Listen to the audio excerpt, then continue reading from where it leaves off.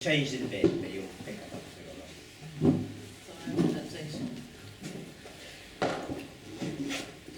Gilgamesh is gone. Gilgamesh has trodden the great path, the path to the mountain of the gods. Gilgamesh is gone. He will not come back. He has only left that moment he founded history itself to remember him by. It was long ago, so long that the stars trod other paths. The hunter was not yet in the sky, nor the dragon he follows round the rim of the world, nor even the bull of heaven, for Anu would take it down from the firmament and put it amongst the men of the world. And even the lady Ishtar, she, the mistress of the morning and the evening, left her father's blue firmament and came down to deal with men. It was a long time ago, yet the gods were already ancient, and mankind already was, and teemed and bellowed through the world, and wars came and wars went, and cities were pounded and cities fell, with the ebbing of the tides or the roaring of the storm, but nothing was remembered. All flowed like the sand in the desert, with no hourglass to hold it. So the great gods gathered in council. They thought then of the hero king who could found history itself. And they went then to the sun god, to Shamash himself. And so Shamash created King Gilgamesh. 2/3 god they made him, and only 1/3 man. A perfect body, such endurance, limitless energy and courage and fortitude, and a fine mind. Matchless among men, greater than any man alive today. And he it was who long, long ago went on a great journey, so many leagues, and after a long, long time returned weary and worn out with labour to bring us a secret of the gods, a tale from the time before the story of the flood.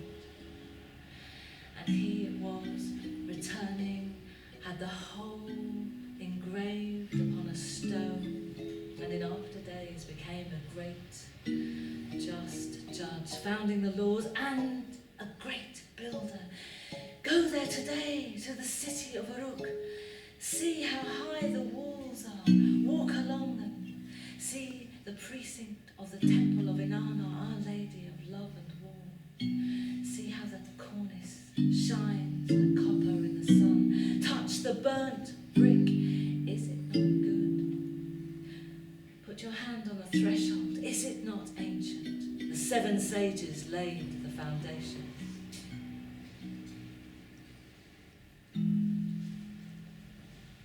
And so Gilgamesh was born, and so he lived. Of his youth, little is told, for the history had not yet been written, save that he cut down the dark tree of Ishtar. And from that tree there flew the screech owl and the serpent, and the wild spirit that was Lilith, that met Adam some time after. Nothing is told, save that he climbed the great mountain of the east and greeted the sun god as he flew across the sky one dawn.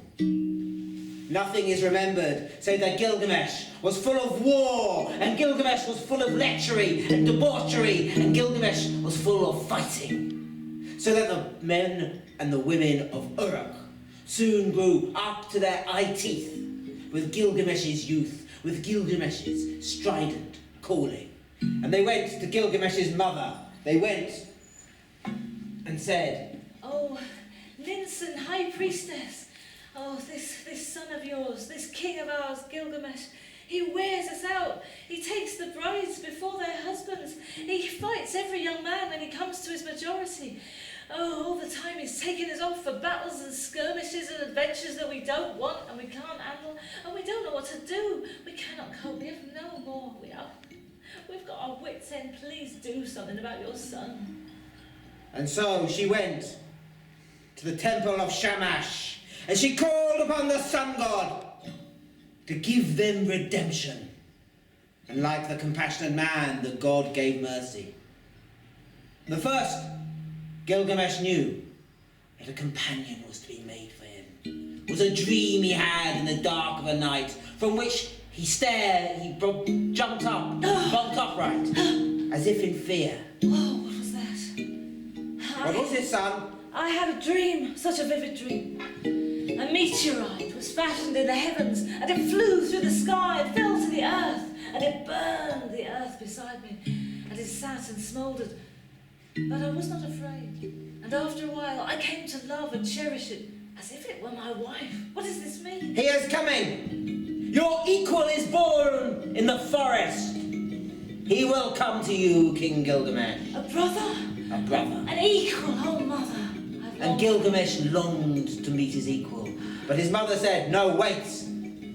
And night upon night, night upon night, Gilgamesh had the dream, The meteorite. more vibrant than the last. I treasured it as if it were mine. Until at last he could bear it no longer. He demanded that a messenger be sent.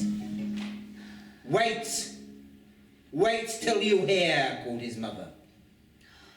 And it was months before a man, a huntsman, scrambled in from the forest. Oh, there's such a one. There's such a one out there. We've never seen anything like it. No, we haven't. He breaks all the traps. He destroys all the snares. He fills in all our pits. None of us hunters dares hunt for the animals. No, we can't. And he is huge. Oh, King Gilgamesh. He's as tall as you, maybe taller. He's as broad as you, maybe broader. His hair is long, maybe longer, but it's all matted. And his body is covered in something like fur almost. And he is wild. He does not speak. He is a beast man. And he runs with the gazelles. And he runs with the wolves. And he goes down to the watering hole. And he drinks with the animals. And he eats grass like they do in the fields. And they trust him. They come up to him. They are his friends. But he will not let us go near them. He will not let us kill them. We are afraid of him. And Gilgamesh's heart was hot to meet this mighty peer. But his mother said, no, he must be brought here. That is his destiny. Let us call upon a sorceress from the temple of Inanna. And they sent them, one of the mighty, mighty sorceresses from the living temple of Inanna Ishtar. And she went into the deep of the forest, and by her second sight, she found the wild man. And by her sagacity, she taught him language. I think I might love you. And by her seduction, she kept him. For 7 days and 7 nights, he lay with her. And at the end, he stood up and said, "Oh, that was nice. I'm going to go back, though. I want to go and find the animals and talk to them. I'll bring you a gazelle." And Enkidu went to find the animals. But the animals turned their backs upon him. And broken-hearted, he came back and said, "It's no good. It's no good. They're not listening to me. What am I going to do?" No, Enkidu, for you are no longer one of them. You are no longer a beast or a wild man. You are a man like any other. You must come to the city with me. And she led Enkidu out of the mighty forest of cedars. But they hadn't gone far when he looked around and he said, "What are these folk who live here?" Oh, they live with their animals. They are the shepherds. "I want to stay here. I could be happy living with their flock." And the priestess saw there was no point trying to dissuade him. So she broke open a flask she had carried. It was beer, brown, beautiful. And Enkidu and the shepherds and the sorceress sat and drank beer together for many months. And we're happy. But then a messenger came. A messenger came from Uruk. Oh, I have news, shepherds. Oh, it's so bad. The king, he's bored out of his mind. He was waiting for something, I don't know what, they didn't say. And he couldn't stand it any longer. So, oh no, he's gone to the marriage house and he's waiting for another bride outside before her husband even. Oh, the people are... What? This will not do! I will go and see this Gilgamesh of yours. Is he a king or a... He is our king. Well, not for much longer. I am gonna go and have a word with him. I will not have him behave like this. And so Enkidu stalked to the city, and he beat upon the door, and the great door fell in, and he went up the byways of the city, and came to the marriage house, and beat upon its door, and Gilgamesh stepped out. What are you a-thinking of, Gilgamesh? And in reply, Gilgamesh struck at him. Enkidu! And Enkidu blocked the fight, and backwards and forwards, and backwards and forwards they fought. And cobbles were thrown, and towers fell, and the gates of the city were rendered into twigs. And still they fought, day upon day, for 7 days. And all the folk of Uruk hid. But on the dawn of the 7th, a wild sound filled the city. That was a fight. And Gilgamesh, he said, Enkidu, I have at last met my match. Will you not live with me and be my brother? all right. Stay in the city with me. And so it was, from that moment, Enkidu, the wild man, dwelt with Gilgamesh in Uruk. And the weeks passed into months. When Last. And I was a-sitting. Being a wild man, I can get tired of all that counsel. I was a-sitting in the guardhouse. When in he came, now it was a Tuesday, because it was lentils and rum, and I like rum. I remember the taste of the rum. When Gilgamesh, he came a-running in and he said, I have been thinking, Enkidu, all right.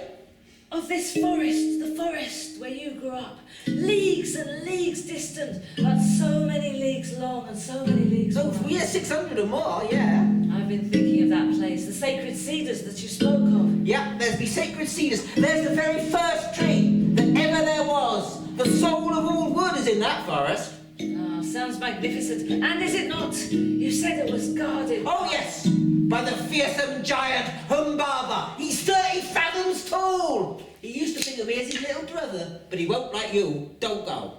Oh, Enkidu, that is what heroes do. Fight monsters, win land. So you're saying we should go and chop down the forest? I am, and kill her. Why? Well, because that will make our fame last for all eternity. We are heroes. This has got nothing to do with the fact we're out of wood, then.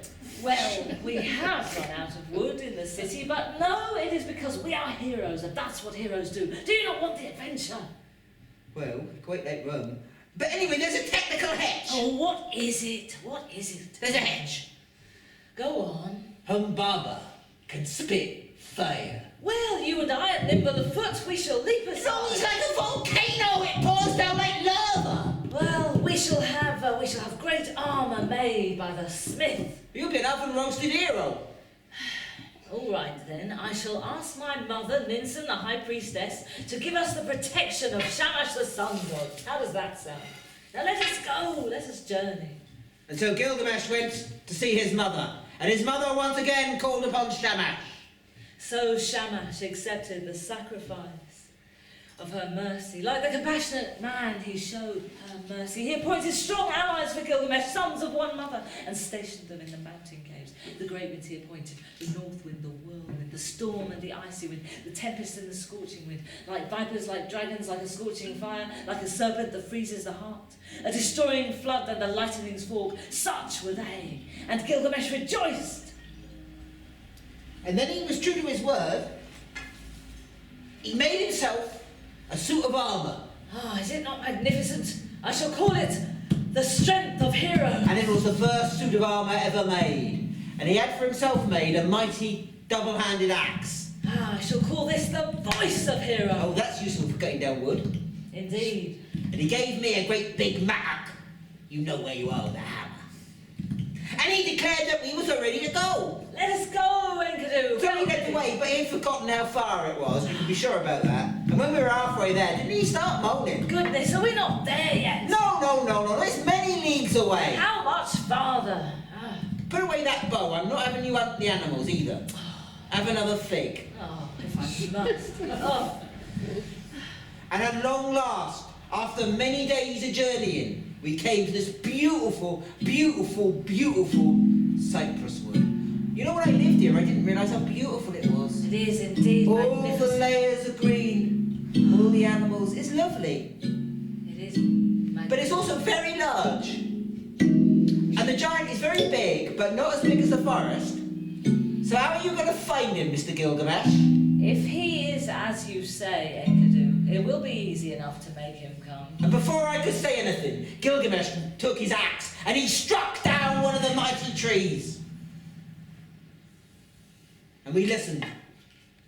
And there was silence in the forest. It was listening, but not yet hearing. We must go further into the forest. And he led me further into the forest, where the trees grew greater than I'd ever seen. The very heart of the wood, it seemed. And by a mighty cypress tree, again Gilgamesh swung his axe. And 3 blows it took this time. And on the 3rd, the great tree crashed down. And it was like the forest was listening and hearing, but had yet to find its voice. And we went so far into the wood Further. that it was no longer cypress trees. They were the trees that seemed to be made out of all the trees. And by the mightiest tree, by the first tree, by the very soul of the forest, the soul of wood itself, Gilgamesh, he stopped. No, Gilgamesh, don't! This will raise Humbaba if nothing else does. And she struck and struck and struck 7 great blows. And on the 7th, there was a bellow through the forest. And we saw him coming, roaring with a strange sound. Across the wild wood he came. A great giant, 30 fathoms tall or more. And he came and he stood above us and he said, "Who is it? Who is it?" I am Gilgamesh, king of Uruk. And then you know, that giant, he did the strangest of things. He took a step backwards and he said, "It has come, after all this time. When my father, Enlil, Lord of War, took me and had me made, he put me in this forest. He said I would dwell here aeons, but I was not immortal. And that I would have to die the very day I saw you, King Gilgamesh of Uruk. But now, when the trees are blossoming, when the birds are singing, I would not die. Will you let this monster live?" Well, Now, I could see that King Gilgamesh, he was thinking of this, but I felt really sorry for the monster. And I was said to him, "Hello, Mr. Gilgamesh. This monster seems to be offering us half his forest, doesn't he? That you could spare his life."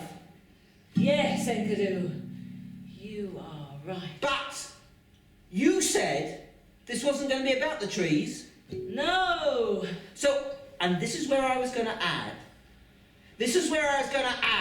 Let's leave this monster be. Let's go off and kill another monster and nick their forest. But Gilgamesh, he's quick of word. And when I said, "But this you said wasn't about the trees." No, Enkidu, you are quite right. We have come here because this is what heroes do. We will kill Humbaba anyway. We will kill you anyway because that is what heroes do. And when Humbaba heard that, he roared with fury. And he cursed on me with the eyes of death. He said, "By my word, your words, you have killed me." And then he spat down Gilgamesh, he called upon Shamash.